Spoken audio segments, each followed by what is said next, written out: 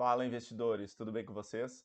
Nesse vídeo eu vou responder então as dúvidas mais frequentes dos inscritos sobre a declaração de investimentos no seu imposto de renda de forma prática, simples e sem lero-lero. Então, se você ainda não é inscrito, aproveita e já se inscreve aqui no canal para receber novos conteúdos sobre contabilidade, investimentos e finanças. Então, sem enrolação, agora vamos ali para as perguntas.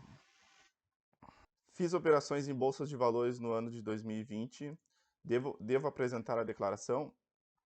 Olha só, se você realizou em qualquer mês do ano calendário de 2020 qualquer operação em bolsa de valores, você tem a obrigatoriedade de apresentar a declaração. Independente de qualquer fonte que você veja aí na internet, isso está escrito lá no Manual de Instruções da Receita Federal da declaração do imposto de renda da pessoa física, tá certo? Próxima pergunta. No caso de venda de um ETF, exemplo IVVB11, segue a mesma lógica? Posso incluir tudo junto com as ações vendidas? Então, quando você faz uma venda de um ETF ou de um BDR, você não vai ter a mesma isenção dos 20 mil reais igual você tem nas ações. Então, automaticamente, qualquer lucro com BDR e com ETF, você vai ser obrigado a recolher 15% de imposto de renda, tá? E você vai preencher, então, lá no lucro de renda variável, lá no mercado à vista, ações, e o valor pago da DARF, que você deve pagar até o mês subsequente, você vai preencher lá embaixo, no mês que você obteve esse lucro, na linha imposto pago. Nas vendas abaixo de 20 mil reais por mês, estou em dúvida sobre o que eu declaro.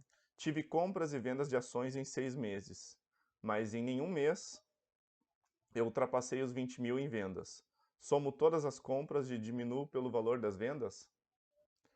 Olha só, para você calcular o seu lucro, você sempre vai fazer o seguinte, você sempre vai fazer o valor da sua venda. Por exemplo, se você vendeu 100 ações de determinada companhia,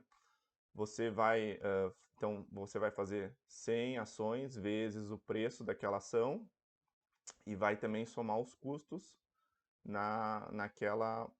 nessa operação aí. Os custos normalmente são emolumentos e taxa de liquidação. Você vai somar lá, vai fazer o rateio. Eu posso mostrar em outro vídeo depois como se faz. E aí você vai pegar então e diminuir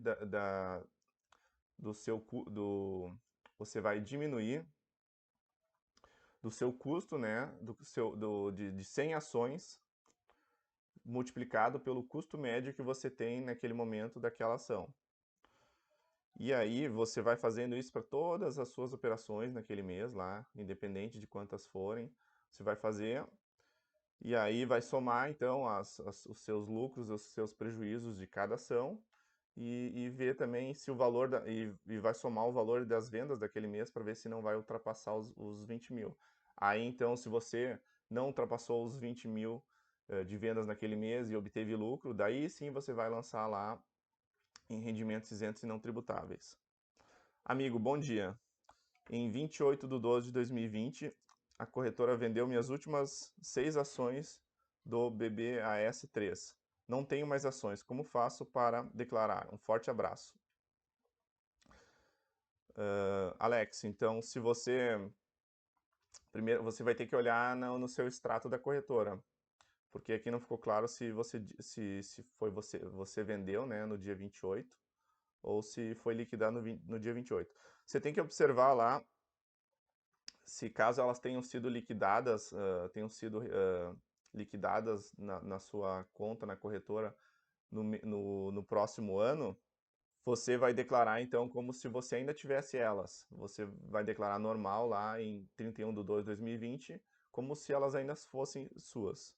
Agora, se a liquidação realmente ocorreu no dia 28/12, você vai lançar em bens e direitos, lá no seu imposto de renda, você vai lançar zero quanto você tinha, né? Você vai lançar simplesmente zero em bens e direitos, lá em 31/12/2020. Comprei e vendi 400 ações da Eco Rodovias no período de 19/10/20 a 29/12/20, sendo 100 ações vendidas em 6/11/2020 e 300 ações vendidas no pregão de 29/12/2020. Só que o pagamento da corretora referente às 300 ações vendidas foram creditadas em 1/4/2021.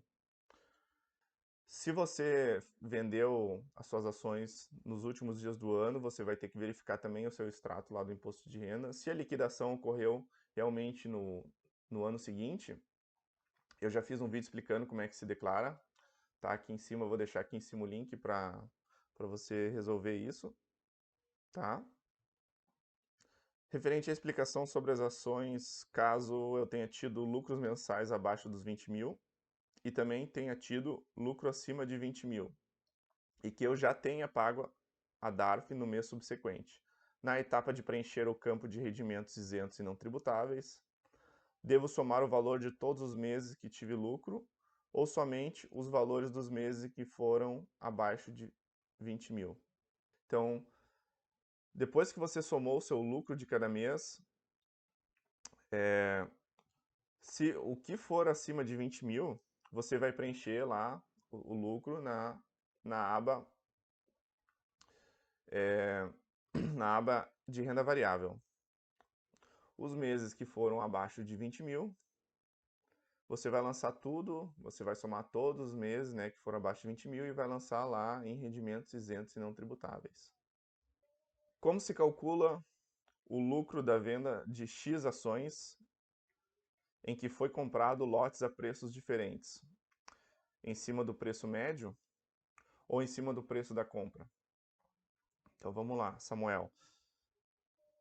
Imagina que você tenha comprado aí feito somente compras em vários meses ou ao longo de vários anos. Você comprou a mesma ação e nunca vendeu. Como é que você vai calcular o lucro, então, na hora que você resolver fizer uma venda de um lote ou de um determinado número dessas ações? Como é que você vai fazer isso? Você vai ter que calcular o seu preço médio. Como é que você vai calcular o seu preço médio?